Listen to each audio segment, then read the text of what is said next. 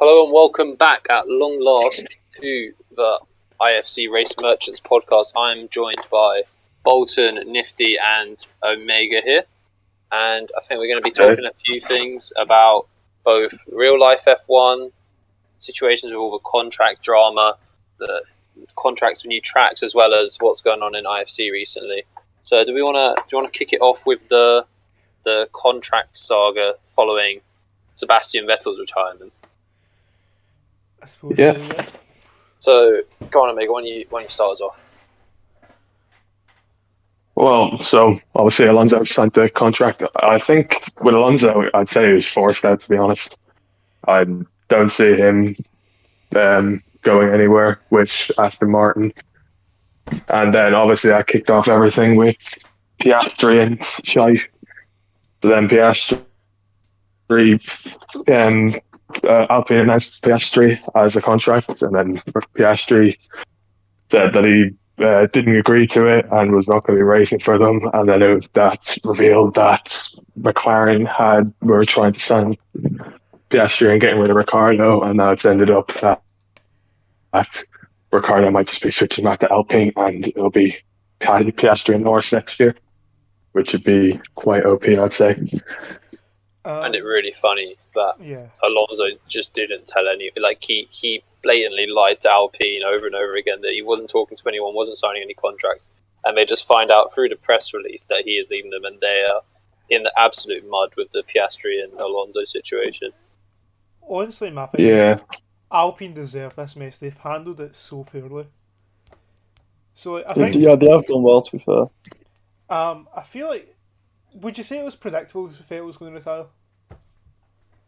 Yeah, weeks before. You can ask Carsey. I predicted it about 2 to 3 weeks early. I feel like it's something that Alpine should have been aware of, just in case, because that's a free Aston seat, and you know what Aston are like. They want a good driver in. Yeah. And Alonso being expiring driver contract, he was obviously going to be a prime suspect to it. At the same time, if you're talking to the driver, he's like, multiple times said he's not talking to anyone. What more can you do? It's Alonso though, because he's done it in the past. Because it's the same thing that lost him his Ferrari seat. He was talking to Mercedes and Red Bull in 2014, and Ferrari caught onto it and signed Sebastian Vettel. Same thing happened in 2014. So he's got previous for it. Does. Just, you got to think they've also handled Piastri. Like, is it in any way wise? This guy has had one of the best junior careers that we've seen. He won 3 championships as a rookie in 3 years of FRECA F3 and F2, and then their plan is to leave him on the side doing nothing for 2 whole years. Yeah, it seems kind of crazy to me. I think what they had planned was, I think the problem was Piastri wasn't committed to them, because Alpine had loads of things lined up, and that Williams seat for 2023 seemed pretty obvious, considering the TP's absolutely shocking. So I think they're saying that Piastri has kind of lacked commitment to them, and I think he just sees himself as he has all the power, so he knows everyone wants him. And then obviously I think McLaren probably have a brighter future than Alpine, so they have to let him talk to teams, considering they weren't going to give him the seat for 2023. If Alpine were truly ambitious, Ocon is a good driver, but Ocon, in my mind at least, will never win the World Championship. Yeah, I feel like... Never. If they are truly ambitious, surely they would go for Piastri, because he is a potential world champion. But this should done is they locked Ocon up to 2025. Exactly, which I find crazy. Ocon reminds me of Bottas. Yeah, Ocon is a good driver. I feel like Ocon is one of those drivers that's always going to have a seat in F1 for ages, but he's never going to do anything special, apart from his Hungary one last season, but that was when they're lucky. Largely luck. Yeah, he's very average. I wouldn't even rate him too much higher than Stroll, to be honest. I would. No, I would. But you know how someone like Magnussen just sat around in F1 for ages, and no one was like, this guy's going to win championship. No one say that. It's kind of like that. Or Hulkenberg, those kind of drivers. Yeah, but if I'm Alpine, if I was running Alpine, I would have got Alonso out simply because he's age. You're not a championship one team. Alonso's not going to get you much further than he has now. So you would have got Piastri in. But the other thing is, if I'm Otmar, I am firing every Alpine lawyer and getting a whole new team in. Because they thought they had Piastri locked Yeah, they're a little weird. and they didn't. So if I'm in charge, I'm firing the entire legal department and getting a new one in. Thing is, I'd say, yes, I think outside I've gone for 2025 is like a complete mistake. I know Alonso's old, but I think the ideal lineup would be Alonso with experience, still performing well, and then Piastri. They're obviously new talent that can carry them. That would be an OP pairing, Yeah. and he would teach him all the sidelines, and then he would stay there happily because they're giving him a good contract. He's just looking for a good contract until he wants to retire. it would be so hard for Alpine to get rid of Alonso in the form he's in. Like, Alonso is driving almost as well as anyone on the grid. You say, oh, he's old, but he's still driving incredibly well. It's very difficult to get rid of him in that situation. I feel like Alpine just haven't had a plan in place for this situation. They've not had a plan in to know what they're going to do with Alonso, and they're just going to leave it last minute and hope it works. Yeah, I remember the communication seems very bad. Yeah, I remember last season there was a big thing, and I can't remember. There was an interview with him somewhere, and they were saying that he had this like 100-step plan on a way to win the on a way to sort of like win a championship in this, and like obviously as like a constructors, and it was a big thing last year. At the end of it, they were looking very positive. They were mainly focusing on this year, obviously like a lot of other teams was with like the new sort of changes, and it's almost like even though they look good, it's like as the season's gone on, they've just been taking more and more steps back. And I feel like if Ricciardo wasn't underperforming as much as he is, like there would not be a contest between Alpine and McLaren. No. I feel like they've got very lucky with that, really. Speaking of Ricciardo, the Alpine car is a lot better. Like it should be average. It's like 2 tenths faster over the season, so it has been a lot better. It's just McLaren have just took advantage of everything. Well, mostly Norris took advantage of everything he's got. It's Norris kind of. Yeah, to be fair. Norris having another great season, and I just think More it's kind of. I mean, I respect him for it, but he is tied down at McLaren for so long, and you just got to hope that they do give him a competitive car at some point, because it would be sad to see him for 5 years just stuck in the midfield when he's performing right at the top level. To be fair, I think what he's looking at is McLaren. McLaren's got the new development centre, so I think they've put in a brand new wind tunnel, and I think that's 2024. If I'm wrong. Yeah, that's what I'm saying. It's 2023 they'll have that done, and then 2024 they said their car will have the same facilities as Ferrari and Mercedes. So they're saying 2024 should be the year they're aiming to be back or get back closer. So I think the contract is aimed to be 2025, so a year after that.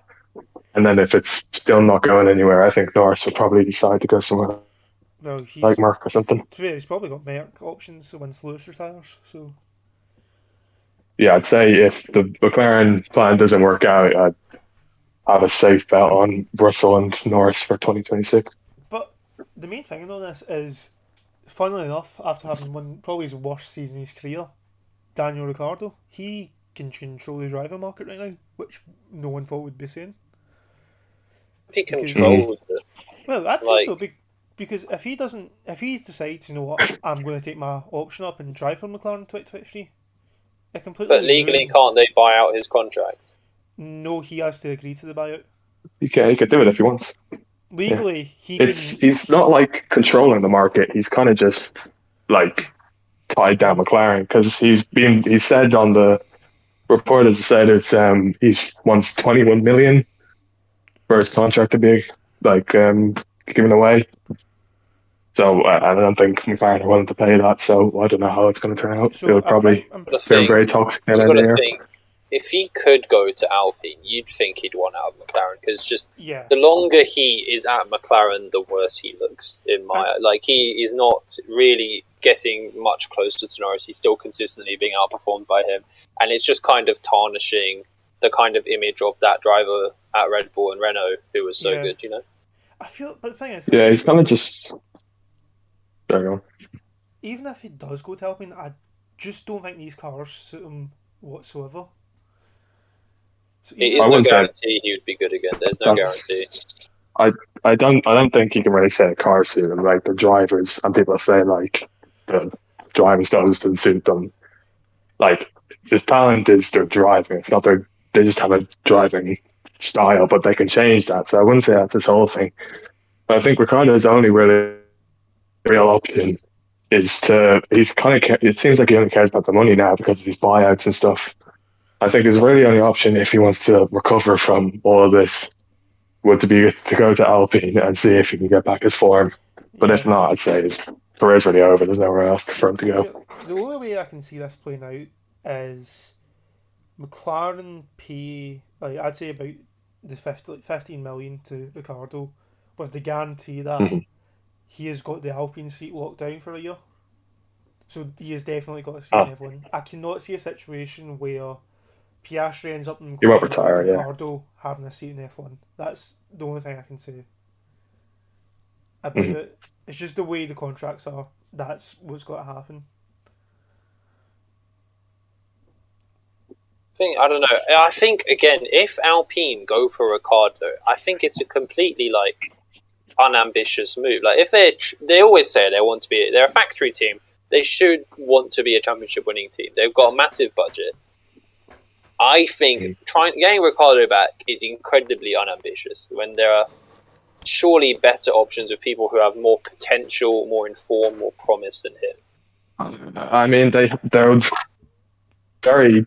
They're really stuck now. I don't see Alpine ever being a championship team. To be honest, now they're kind of just always. I mean, mid. you can't say ever. You can't say ever. They're a big team with a massive budget. Yeah, they would have to change their whole team structure, whole team thing, I'd say, to be a championship. But it's kind of like with their drivers, like they had something ready, it was prepared, and then just they weren't ready for that, and that's been thrown at them. And then I kind of just took a step back with going back to the 2020 lineup. And that would be a good lineup, but if Ricardo doesn't perform again, they're going to be in a slump for a while now. Yeah. That'd be a very average lineup. Ocon is alright, but he's not doing any magic. Do you think there is a situation where Piastri doesn't race in F1 next year simply because of Ricardo not taking No. the buyout? Because Alpine wants him desperately. I think that I feel like no matter what, I feel like unless Alpine offer him an obscene amount of money, I don't think that he is going to go to. I don't think Piastri will go to Alpine. I feel like he, in a way similar to Norris, he's very hopeful and he's, I suppose, very optimistic with the fact that McLaren will become a title-winning team before Alpine will, and with the fact that he is obviously still quite young, I honestly feel like we'll still, because obviously I'm a McLaren fan, I feel like we'll stick with Ricardo towards the end of the season, and I think he'll retire at the end of 2023. I feel like his time next year will be up, and he will just sort of like or move to like IndyCar or something like that, which I feel would probably suit him a bit more.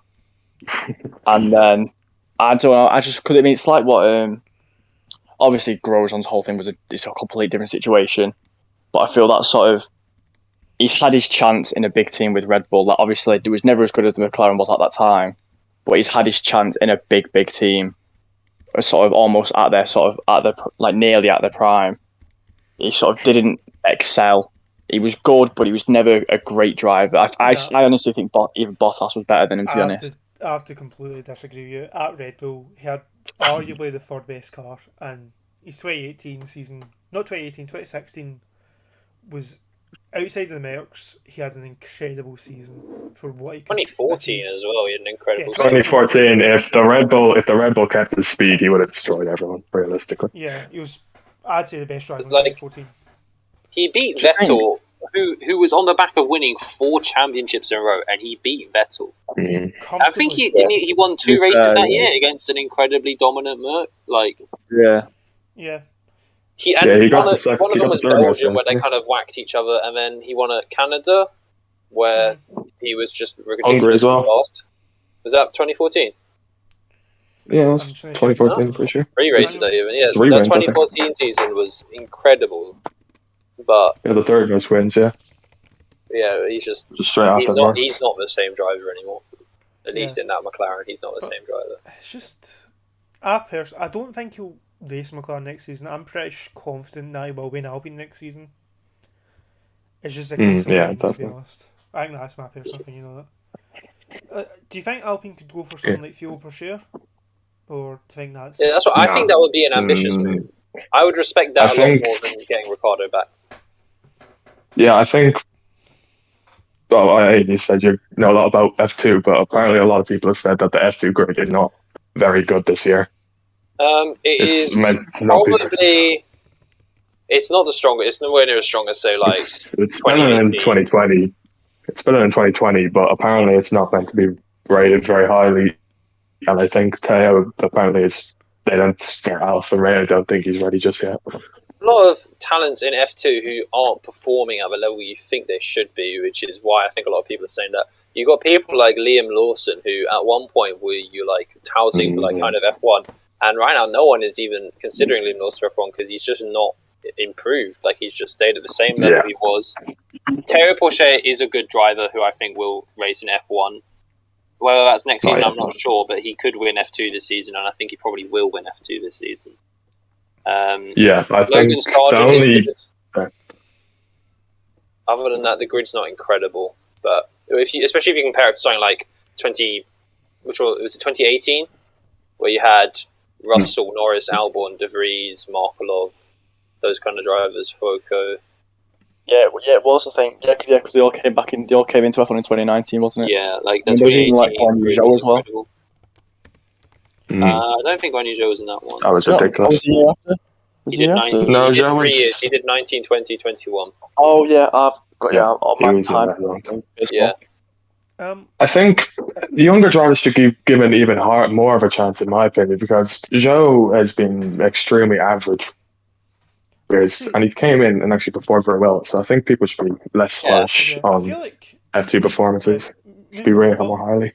I feel like right now, right? So 2022 expiring contracts outside of like Ricciardo and that. You've got Schumacher, Zhou, Latifi, Tsunoda. Even me. So those are your 4 drivers who could potentially leave the sport. Out of them, I feel like Tsunoda's probably going to get another year. Agree. Yeah. I think he should get another year as well. I think he deserves it. Schumacher, I'm torn on. He's been improving. But if he keeps improving towards the end of the year, I think he'll get it. Yeah. Definitely. Just with the thing I was saying earlier as well, there's been some talk that he lost his Ferrari, or he's left the Ferrari driver academy. I have no clue why, but yeah, reports are saying that, and there seems to be a need for has to have a second FDA driver, and if something like that does happen, I'd say that'll be Thierry Porcher's chance to get a seat if Mick does leave. Based on what I saw this year, I couldn't say Mick Schumacher was ever going to drive for Ferrari. Oh, definitely. Or no. based on the last no 2 chance. years, I couldn't see it. Is he still even technically a Ferrari driver in any way, or is he cut all ties to That's what I was saying. He is meant to, but that's why people are saying he's left the driver academy. So if he has, he has no future. I'd say if he does leave that, he's going to die at the Haas. Compared, but the thing is, in fairly, Kevin Magnussen has Belgium this season. It's 22 points to 12, but that's actually smaller than I thought, to be honest. Yeah, I think that's... It could outscore what's their him head-to-head in races and stuff? I bet it's pretty dominant. Yeah. Yeah, I think even though it's oh, go on.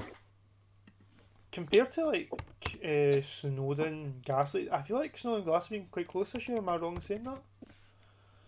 Isn't Tsunoda ahead of it? Or maybe Yeah, not. He was not that long ago. Tsunoda has outperformed Gasly in points anyway. I know that.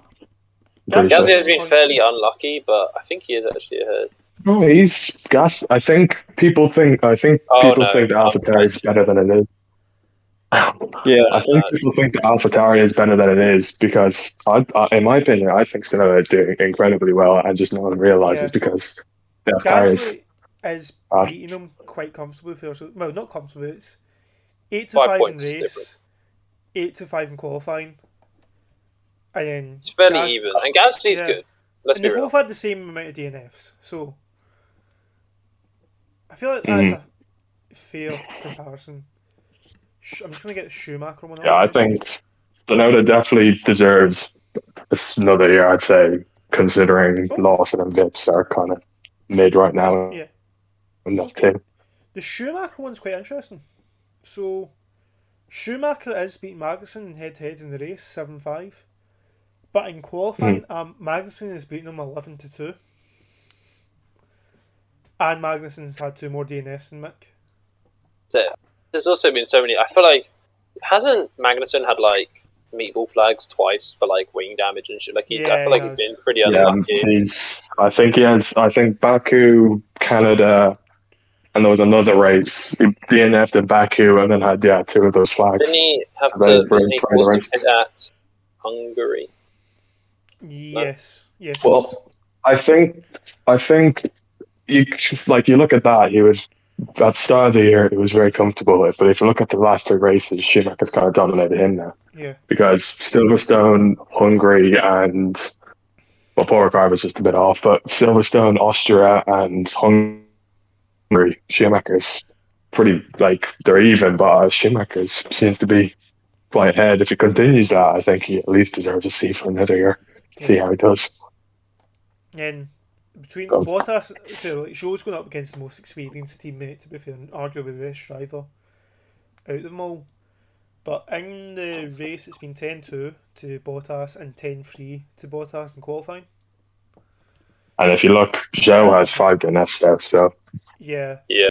But do you think Bottas is a strong driver? Okay, yeah, Bottas is a strong driver. Zhou was someone whose expectations were very low. Yet I think he is doing significantly better than people expect him to do, me included. Especially with that Alfa Romeo, there's been way more issues with it, where it's not had DNF, but it's had issues. Bro, they never do FP1 because they're always fixing the car. I know. Every time. Conspiracy theory. Alfa Romeo never enter FP1. Yeah, honestly. They just turn up with a car in 20 pieces. And they just spend FP1 building it for FP2. And then finally we have arguably the greatest driver of all time, Nicholas Latifi. Oh, he's amazing. I love him. He's incredible. Obviously he's shit, but how much money is he bringing to our team? And do the team need the money anymore? Is the question. No, they don't. No argument. He has to be gone. He doesn't deserve it. Is it anyway. Dorilton? Are those the money people now? Dorilton? Yeah, Is that what they call? Dorilton Capital. They're a very rich company. They're fucking huge. I don't know how much money they're willing to pump into it, but they are a fucking huge company. I mean, you wouldn't buy a team like that if you weren't willing to put the money into it. Yeah, Dorilton are definitely very big. I think Latifi's money is nice. At this point, I don't think they really give a shit, to be honest. Latifi is... no offense to Latifi, but he is fucking awful. And he does not deserve the scene anyway, so I think he should be out. And also, they've got Logan Sargent in their junior drivers program, who is sitting 3rd in F2 at the moment. He's beating all the other rookies. And especially considering the first 3 rounds, he was absolute shit. He's had very good form.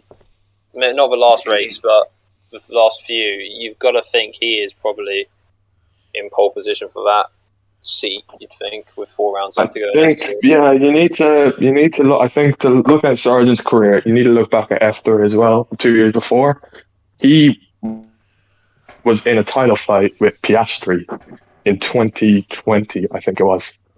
So if he can, I think so. 2020, he was in a battle with Piastri. And he lost out by 10 points, I think. He has a weird career because the next year he was in a title fight with Doohan and Hauger, who both beat him, but they're doing absolutely shit in comparison to him in F2 this year. I mean, Doohan's doing alright. Hauger especially is not doing well at all. Yeah, I saw this on a video. I think he got into nice financial trouble after the 2020 year, and then was put in like I can't remember. I think it was Charouz for 2021, who obviously would give him a huge disadvantage. To be fighting in the title in a Charouz is very impressive. And now he comes in here, and obviously, if you're going to be almost competing with the most top young prospect in the sport right now in F1, then obviously going to be very good. And he's proved in F2 that he is very good. And he obviously is a young driver. And if Williams are looking to the future, he is a clear, easy choice to develop. What about Felipe Drogovic? Do you think he'll have a seat possibly? Or do you think... Because he is winning F2. I don't know what's going on with Drogovic. No one seems to care about him. I haven't seen anyone talk about him. I don't know what's going on with him. Yeah, he's a weird driver, I think. Like, he is doing well. This is probably a really good season from the F2, but... He's dropped off now, hasn't he? He was really good at the start. He's not been talked about, I feel like Sargent Porsche. Yeah, I feel like obviously I think it was like Aidan said before, like the quality of like F2.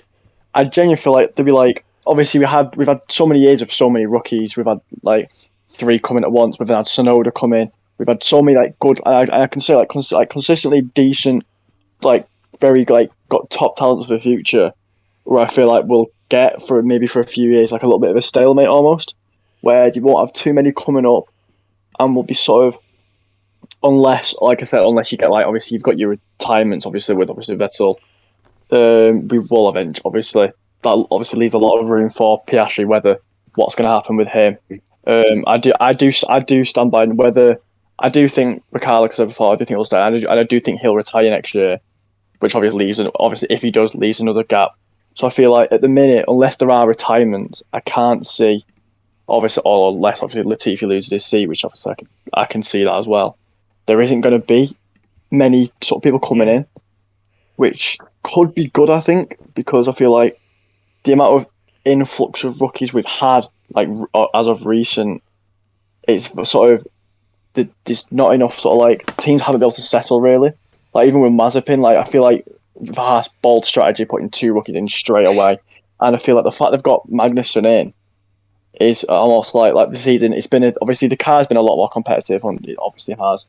But that sort of experience, I think, is a bit like a breath of fresh air for them, which I think they missed, obviously, when they had Magnussen and Grosjean, obviously.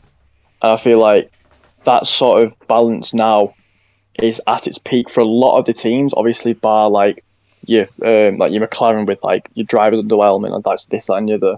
But I feel like F1 driver-wise is in a better state now, with balance between the two, than it has been for quite a while. And I feel like just adding those extra F2 drivers when they might not warrant a seat as of yet, they might 2 years time, some of them that we do think you've been awful, mate, like they could really excel in a year or two's time and they could genuinely deserve a seat. But I feel like at the minute it's almost just sort of playing a waiting game. I feel like Piastri and like you said Sargent are the only two people that could for about maybe 3 or 4 years maybe get a seat. I think this is definitely like the golden stage. So it's obviously Alonso, Seb, and Lewis last generation. I feel late 10s was probably the next stage of drivers flying in. And I feel like they're starting to all settle, and the F1 grid will kind of settle down. Apart from Piastri, he needs to get a seat in. And then I'll say settle down. I'll say in the next 3 years, the only 2 F2 drivers I see getting into the sport is Porsche and Sargent. I don't really see any of the other drivers getting in, at least in the next 3 years. What about Robert Schwartzman? What do you think's going to happen to him? I think his chance of F1's closed now? Or? Where is he in the standings? He's not in F2. He's not racing this year. He's done. He'll never reach F1. He's not good enough. He's just a little bit off. He's spent so many years in F2 and he just never really... He got absolutely shown levels by Piastri in the same car. Piastri's rookie year, and he got absolutely dominated by him. He'll go and do WEC or something like that, but No, he won't get an F1 car. Yeah. Okay. Should we maybe? I'd say well, You go. everyone.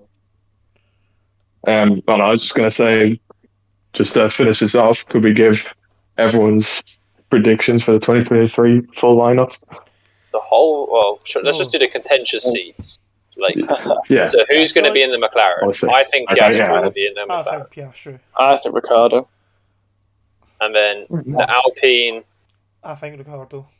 I think it will be Ricardo Ricardo, but I is think it's the wrong call. I think they will make the I wrong agree call. with that, but it will be Ricardo. That's their only option, though. Like, they're kind of their just only stuck with option. that now. They're being forced into it now. He's the most quality driver they have, so, you know. And then what? Williams? We think Sargent or Latifi? Sorry, Sargent. definitely. I think he's going to. I think he's going to. No, I think no. I don't think he deserves it by any means.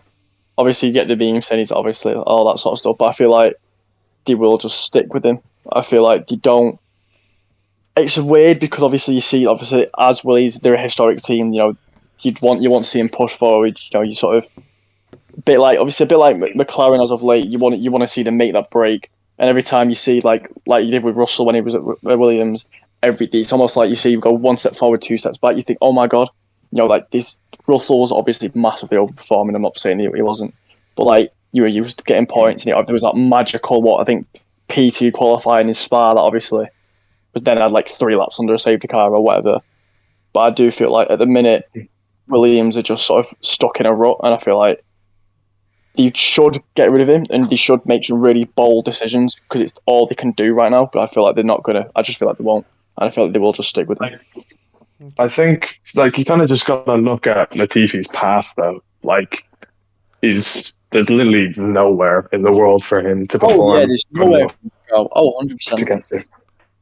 Yeah, so like I think the most logical thing for Williams to do, it won't make any difference anyway if they get it wrong because they're last. But if they want to develop, they have to get rid of him and get Sargent in to give him a go.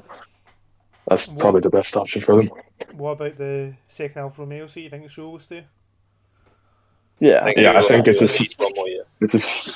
Yeah, I mean, for the first year, I think rookie year, it kind of all you need to prove is just you have potential, and then they deserve a second year. So Okay. yeah, I think it shows it. I think Alpine will keep Tsunoda and Haas will keep Mick Schumacher. You think that's fair to say? I think they will. Yeah. I just don't think there's. If there was some mega stars coming through F2 and stuff, I think at least one of them would be willing to jump ship on that. Especially Red Bull, none of their juniors are making big moves at the moment, like kind of ripples in the scene of F2. They've got, I think, Isaac Hadjar will win F3 this year, is my prediction, and he'll do F2 next year. And then if he has a good season, it will be him versus Tsunoda for that seat. And it will be who performs better. If Hadjar has an amazing F2 season and Tsunoda's poor, then that'll get switched around very quickly, I'm sure. Do you not think Red Bull? Yeah, I think like Mark. Sorry. Can you not think Gasly can move out eventually? Because maybe, but he's just. I mean, I guess I think other teams might look at him though, like because he is good. He's a good. I think he's definitely better than I think he's better than Ocon. He's like a level below the top drivers, but he's one of the strongest kind of mid kind of drivers, you know. One thing I don't, and I feel like I was saying before, we were saying obviously like Alpine sort of like not being very ambitious. Obviously, if they were to get Ricardo, I don't understand for the life of me why Alpine don't get Gasly. I feel like it. In my head, I think that would be the perfect thing for them. It's a French team; they've got an all French lineup. I feel like there's so much room for them to work so well, and there's obviously again there's a lot of room for them to go. There's a lot. It can go either one way. There's like one extreme or the other. But I feel like if they want to make a good risk, and that has a chance of paying off a lot better than Ricardo does, I feel like Gasly going to Alpine it just seems perfect in my head. I think Ricardo won't leave McLaren unless he knows he can get another seat somewhere else. Yeah. And realistically, that seat will be Alpine. So surely that means Alpine will either end up with Piastri or Ricardo. There's no real other option. Yeah, I get that. Mhm. Should we Well, move like, on to our?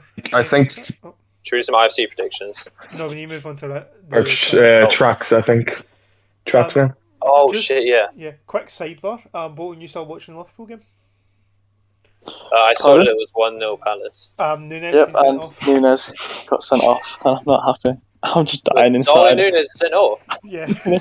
It was the most pathetic red card in the world, and I genuinely, the Crystal Palace player that's made a meal out of it. I will personally go around his house and like, Well, I'm not let's going to just say leave anything that. else. Let's So just what, stop Liverpool that can there. have Let's 1 point Let's after just 2 stop that games, there. are they? Let's just stop that there. Still another 30 minutes. So F1 tracks, it's a big thing right now. Because we currently have Belgium with Spa expiring this year, France with I can't remember Circuit de France. Is that what it's called? What's it called? Oh, I think another thing with France, they have already announced that it won't be a Paul Ricard. Yeah, Paul Ricard's gone. That's what it's called. Paul Ricard is gone. Monaco's contract is up. So, And what's the other one? But Is there another track? Mexico, Spa, Paul Ricard, Monaco. Yeah, okay. So That's it, those yeah. four I think tracks. Mexico will I almost definitely get renewed. think Mexico is meant to be tied. Yeah, Yeah, Mexico's Mexico's not too probably good. good. So, and Paul Ricard's gone. So the two ones that fret right now are Monaco and Spa. Should they stay, yes or no? Oh, I think definitely. Spa. Well, you gotta look at Spa. To be honest, I know it's historical, and I do think it should be kept. But let's be honest. When's the last time Spa had a good race? 2019, I'd say. 2019. But like for the last 10 years, it's though very recently. 2020 was very average. I don't think that's the track. I just think that's kind of what's happened. I think it is like if you look at the kind of nature of a track, you would anyone who kind of knows what we're talking about say, yeah, that should be great for racing. There's no like narrow sections. There's loads of straights. It doesn't look massively difficult to follow out, especially in the new cars. I think racing will be great this year. I think the racing will be great there. Yeah, And maybe Max Verstappen will just be way faster and piss off into the distance, but that's got nothing to do with the track. That doesn't mean it's bad for racing. I feel like F1, like FOM, are looking at this race that's coming up to decide what they're going to do with the track. But this is it's not. It's oh, right, on you go.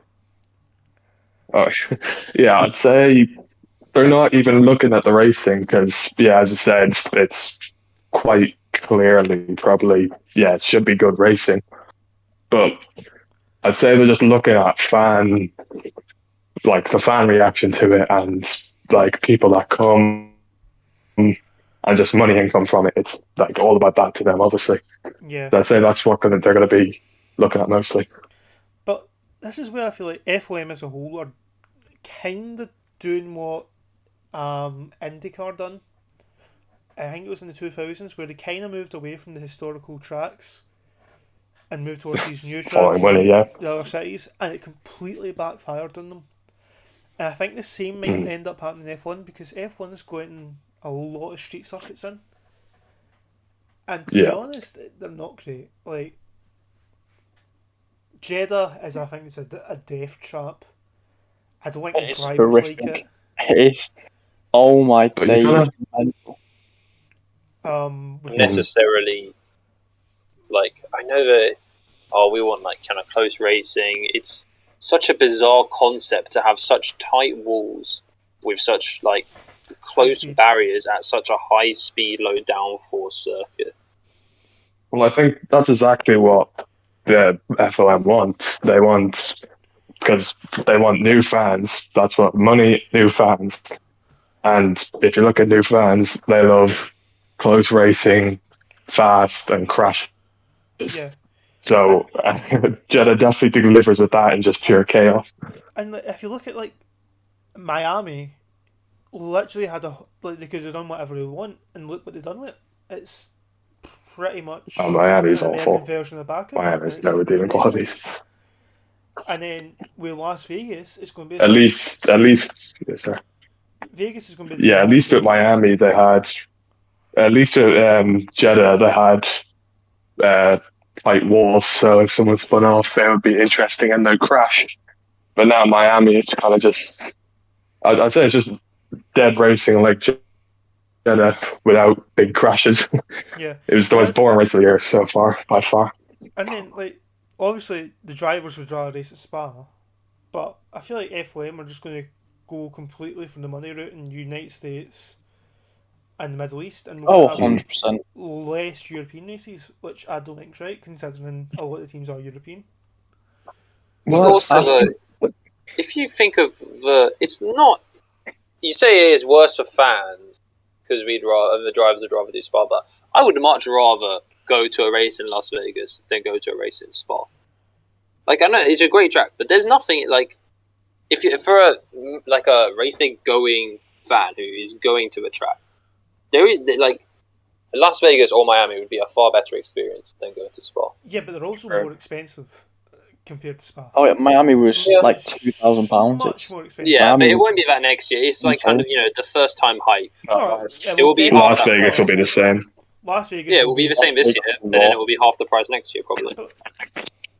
I feel like obviously we've got the Kyalami rumour as well.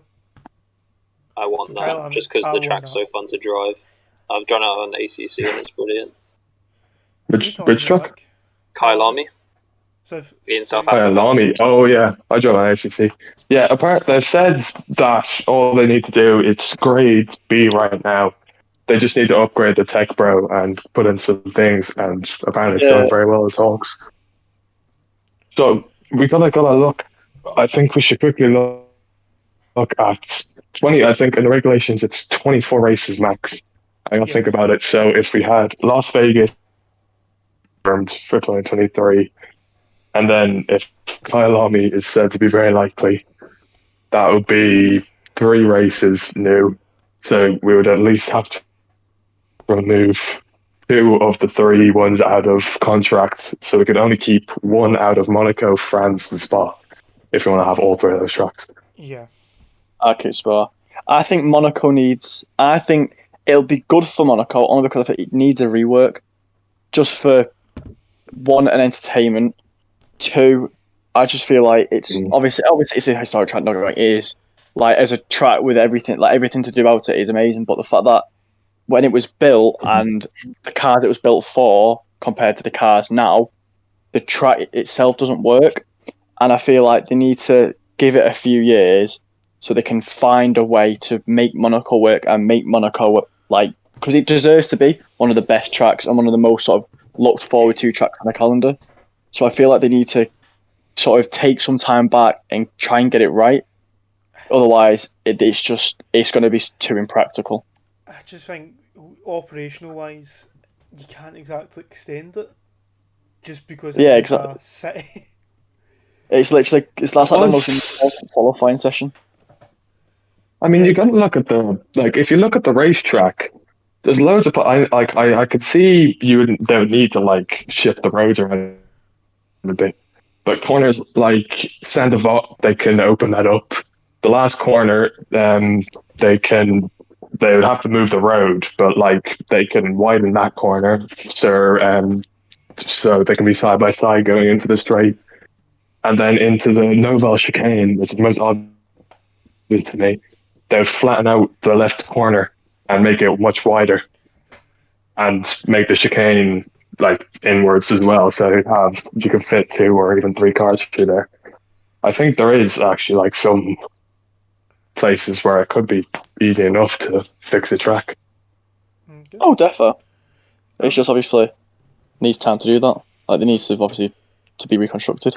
Just to finish. Another thing they're saying was they're open to rotating again, like Germany. So they could, I think France there's no hope to France. So I think France should be removed. There's no magnet cars is out of date. So there's no They've got around no there. great options for a track. Yeah, Actually, I was at Le Mans not that long ago, but it's not feasible to have an F1 race at Le Mans, I don't think. Yeah. It doesn't work. Was it the soft circuit? Yeah, you could do 5 laps, that's about it. Bugatti circuit. Yeah, it's just not feasible. Just to finish this segment off, final predictions what the tracks will be next year, for out of those ones we've talked about. I don't have a fucking clue. I think. Personally, I think Bar will be there, I think. that's it.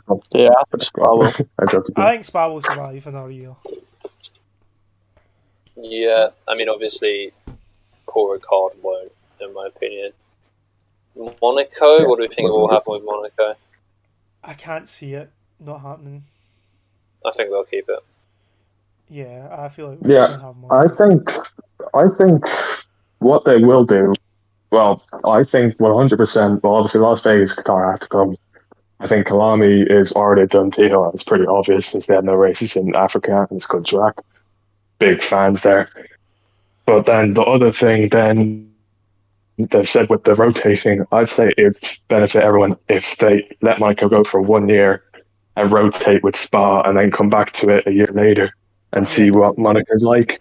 And then they can revisit the contracts with Spa as well. Mhm.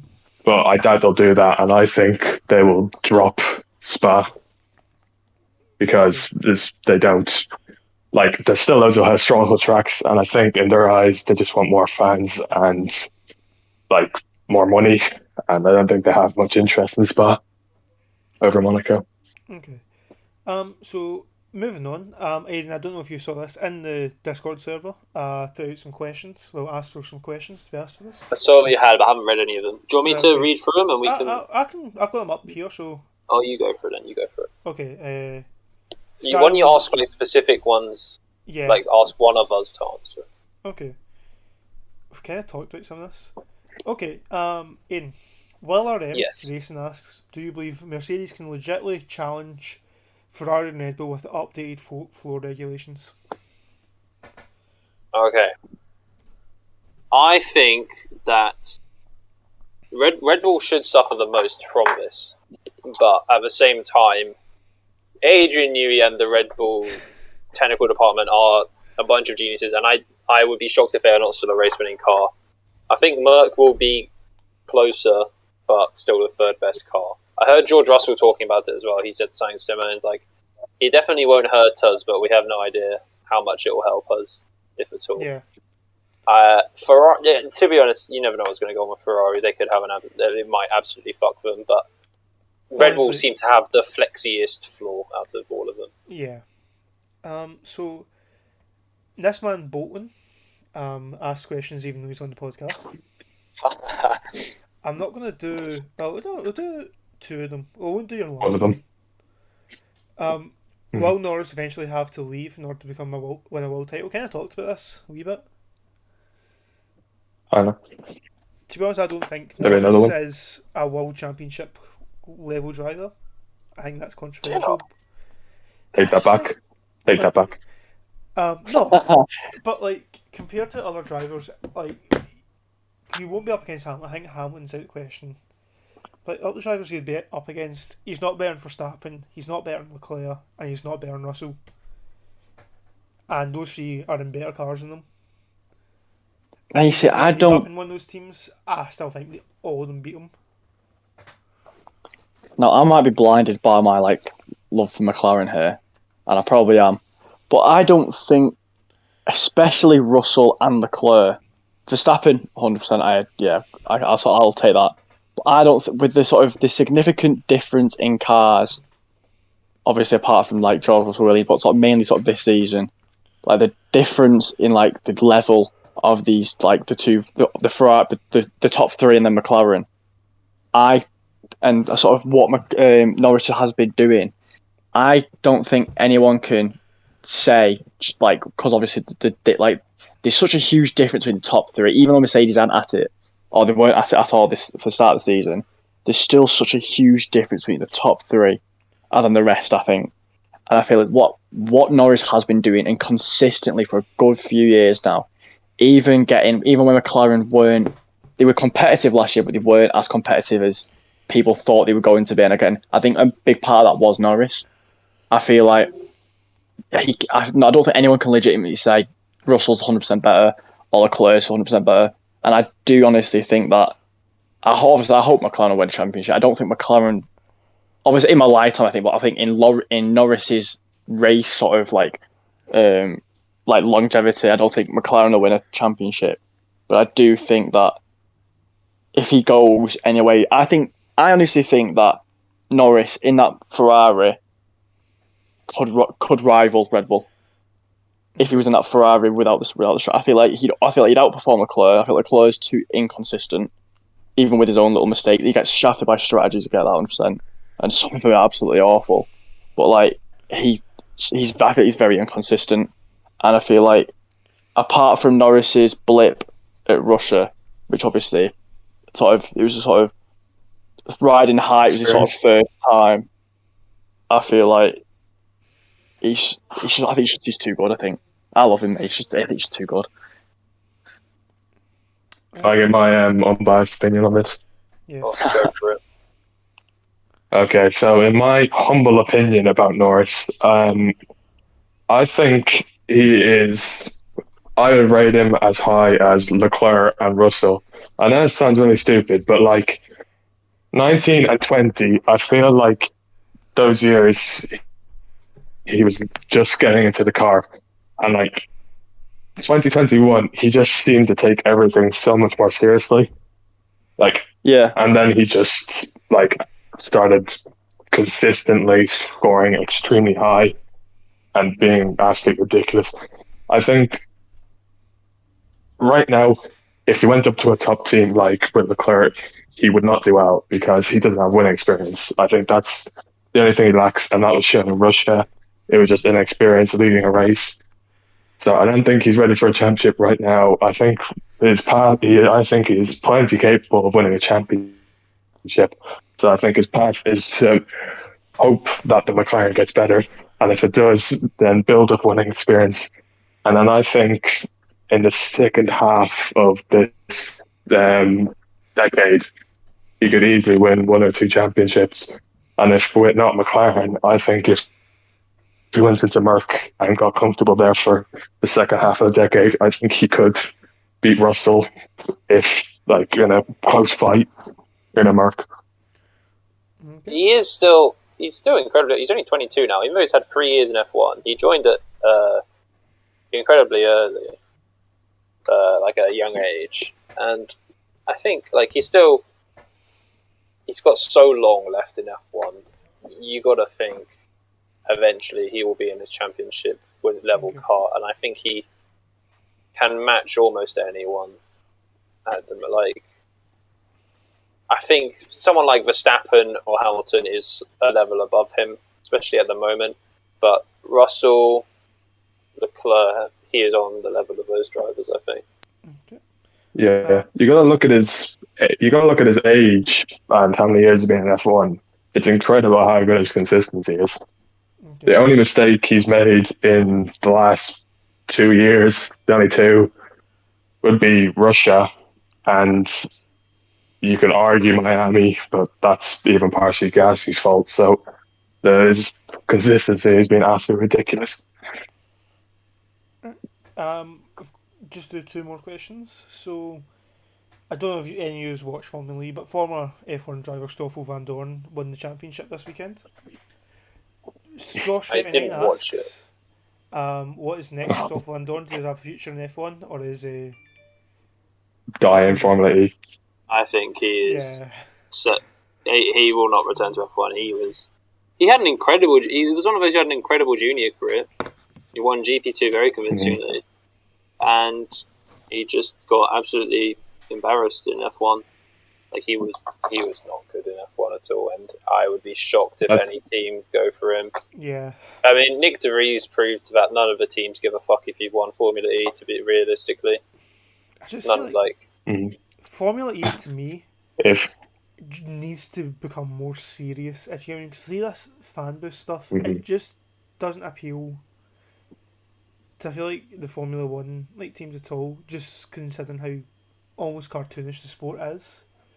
And also with these new cars coming in, they look horrendous in my opinion. I think absolutely Formula E is a bit horrible. like the MLS at the moment. Yeah. It's just kind of I like a think- graveyard. I think it can evolve, but yeah, right now it's absolutely awful. They're driving they sound like those little toy cars that you charge up. You know, you run back and forward and then they charge Yeah. up. Yeah. Also, the And they're circus like is so driving shit. around. Yeah. Yeah, just they're driving around like in through a stadium, and the stadium was completely empty. It's because basically And they there's only can't go flat out for that long because like you can't sustain like just bombing it down the straight. Like they could probably only do 3 laps or something around Spa or something before they run out of power because they generate so much from braking. They basically have to be braking the whole like half the time to be able to do long distances. Mm-hmm. If you put it would do 5 laps at Monza probably and run out. Yeah. Mm-hmm. Yeah, like if you just look at the quality of the grid as well, it's useless. Just showing its soul, the driver just slowly drifted into a wall. What was it? Like 6 of them. Like that's they're none of them are on the one level. Not a single one. Final question from Aaron. What are your thoughts on the future of motorsport regarding powertrains? Do you think F1 will ever go fully Rachel or remain on low capacity power units with sustainable fuels? Yeah, they've. First. Let's say that. So who's answering this? It's I don't know. Omega. I can answer. Yeah, so I think, just I was about to say with the Formula E, I think people just assume electric is the future. In my opinion, there's no chance it's the future. And right now, I don't think there's a very obvious like switch to combustion engines, and electric engines are just not as powerful, or like they can't really sustain being in like being using F1. You gotta think about it. There's to get electricity, you need to ruin the environment anyway, which I've never got as well. So I think combustion engines is the future for at least another 30 years. Definitely using sustainable fuels to us the obvious option for now. I think one thing, it's very hopeful, but hydro fuel. Yeah, completely. Which they seem to be. It's very early infancy though, so that might take a long time to develop. So yeah, for at least 30, 40 years, it's quite clear just internal combustion with just improving the fuels. Should we finally move on to the IFC predictions then? We do some quick IFC predictions and wrap this up. Because for people listening to the podcast for the first time who aren't from IFC, we're in a F1 Racing League on F1 22. Totally a brilliant working game, as we all agree on that, don't we, guys?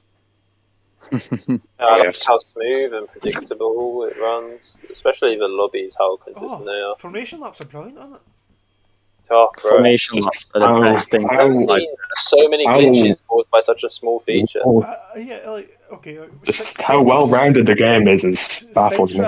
Sidetrack. I absolutely despise this game. I feel like I don't understand how we went from 2020, which worked perfectly and we had almost zero issues with, to this where just every weekend we have issues without fail. Oh yeah. It's not even our in fault multiple tiers. Not even our fault most of the time. It's just the game. Oh no! I'd say we can't do anything about it. I think it's impossible to run a league like smoothly at the moment. It just so many glitches caused by so many things. You know what happened to Kiwi in the Tier 1 race? He had constant blue flags, and it kept telling him to let everyone by. What fuck's how? How do you... Oh my god. Anyway, so how do you want to do this? Do you want me to just run through each tier and I'll get your opinions? We've not updated the standings from this weekend's races yet. Yeah. I only done FIA. Are you going from the bottom or from the top? Improvements on your academies. Yeah, go tier 6. Go tier 6 and then move up. Okay, you're going to expose me for not knowing enough about my tier 6 drivers, but okay. I mean, I'm hoping tier 6 as well, so... tier 6. I mean, I'm winning the championship. I'm going to win the championship. Will is a beast.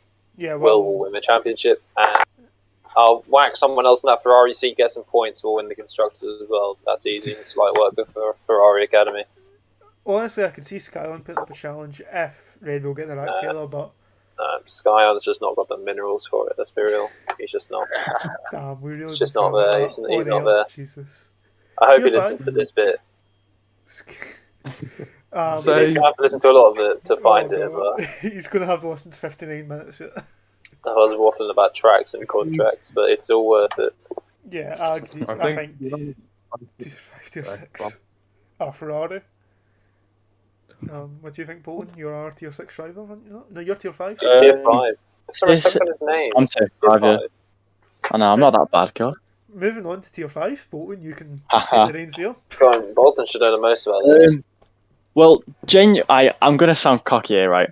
But I think because there's a fair few races because of like different games and all that I do end up missing. I think I end up missing either 1 or 2 in a row next week anyway. But I genuinely think that if I have a decent set of games where that I'm not missing, I think I can win that easy. I honestly think, and I think that Spain P17, I had a quality ban for events that happened in Australia that we'll never mention ever again because that was a one-off thing. And it was, honestly, neither do I. He must have been a really, really, really annoying person, but I can't think it was. But nah, I'm pretty sure I had these reasons. To be fair though, Kappa's a shout though. Kappa is the one person that I've been racing that I've genuinely struggled to overtake, and whether that was because I was on like a lot older tyres and my strategy wasn't the best. But for me personally, coming from a P17 to a P2 in a track that isn't the easiest to overtake, I will fully take. But I think it'll either be me or Kappa. Okay. Well, I mean, I'm gonna have to back Muteki. If you're struggling to overtake him, then obviously he is clearly the best driver in the tier. Well, it was me struggling to overtake, as in the fact that he was on I was on 70% old hards, and he was on 15% because he pitted on the safety car and did all right. So his strategy is he's good with his strategy, which is one that lets me down. But raw pace alone, without tire, because the only reason I struggled there was because of tire wear. Because I gapped everyone on the first one by 4 seconds until 3 people decided to spin, which really annoyed me. But I think personally, unless if I continue to have bad strategies, I'll bottle it. Other than that, I feel like I've got it. Okay. Unless Kappa pulls out of madness, which I don't think he will, to be honest. But that's just me being cocky. I would love for you to win it, considering a Red Bull. But in my personal opinion, you are shit. So I'm seeing Kappa win. Okay. Yeah. Tier 4. Red Bull are absolutely running away with it after the first 2 races. Yeah, we're just building. And Matty will get moved. No, he will not. I swear we all agreed Matty was getting moved. No. I'm not getting right. Here's the thing. I don't. Omega is fume. I do Sheridan. In the league. I am not getting involved in this meeting whatsoever. I want no part of it. Okay. Well, I think moving Matty would be the worst injustice I have ever seen. It's a big word for you. I think we should let Mr. Oddbod and Matty have an epic title fight, and Red Bull be clear of everyone. Yeah. Okay. I think yeah. As long as Matty's in there, seriously, he's gonna destroy everyone. Tier 3. Yep. 3. Zaki's not. Oh no. I rate Zaki. Yeah. But I'm gonna back Tom. I think Tom's gonna. Because we obviously missed around, but I like Tom. I think he's really strong, and I think he's gonna do it. He's quite fast, to be fair. Yeah, we've had a lot less to go off it because we had to cancel last weekend in Tier 3. So. Well, what happened in Australia in Tier 3 again? We had to cancel it. Or the game just didn't work. No, the game really cancelled. Australia happened. What happened in there? Oh no, Australia happened. Yeah. Australia, Zaki won, Tom second, Tony third. Well, I think we're just going by positions there. I think no, I've watched a bit of Tier 3. Yeah, I think. Well, if you look at Taylor, he went into Tier 2. Did he win in Tier 2? Wasn't it? It was last week he won in Tier 2, wasn't it? I'm not. This is not good to us. Or the Aaron. He told me Taylor won Tier 2. I swear he did. Yeah, he did. First week, It Australia. did. Yeah. Oh. Mhm. Well, Yeah, Taylor is always improving. I think he could, easy out. And I think Jim and I think I haven't seen Jim and Airlines. They've only been able to prove themselves. So yeah, I think my is group is very Jimp AFC? yes. Jim, Yeah, he's shit. He's absolute shit. I hope he doesn't. He won't listen to it, but I hope he does. Yeah, I do rate Taylor though, so I'm going back to him. Here too, Fozzie actually has a chance, and for as much as I mock him, he's been consistent this season. Yeah. I mean, What happened in? Oh, I've forgotten who. I think Lau won at Spain. yeah, he did. It was 1-2 AlphaTauri. Where is Lau in the standing? 11th. So he didn't have a great first 2 rounds.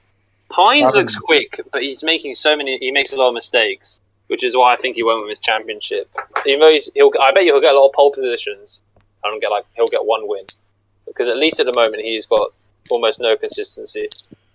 And we shall move on to the tier of the best drivers in IFC Tier 1. Aidan, what's happened to your championship chances? They don't seem to be going well right now. I'm a reserve driver. I did alright at Australia. I didn't do great, but I did alright. I didn't race Imola.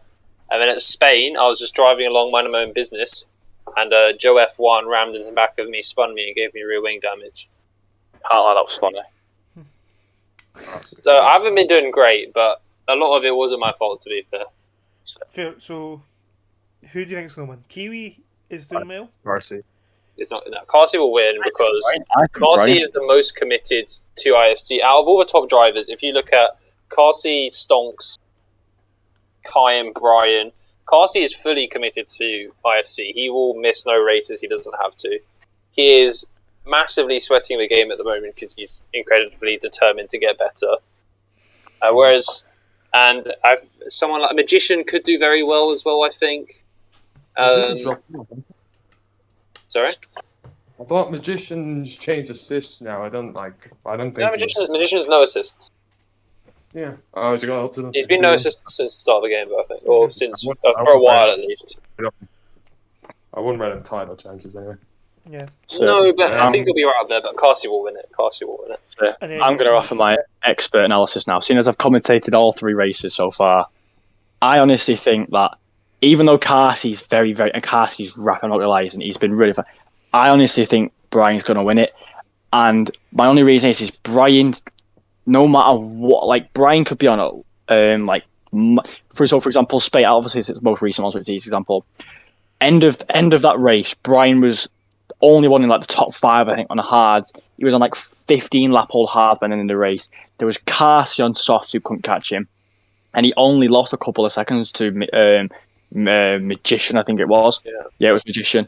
I honestly think showing that pit and obviously winning sort of the race before, I think it's like 4 points difference. I think Carsey's winning by like 4 points at the minute, so I might be wrong after that last race.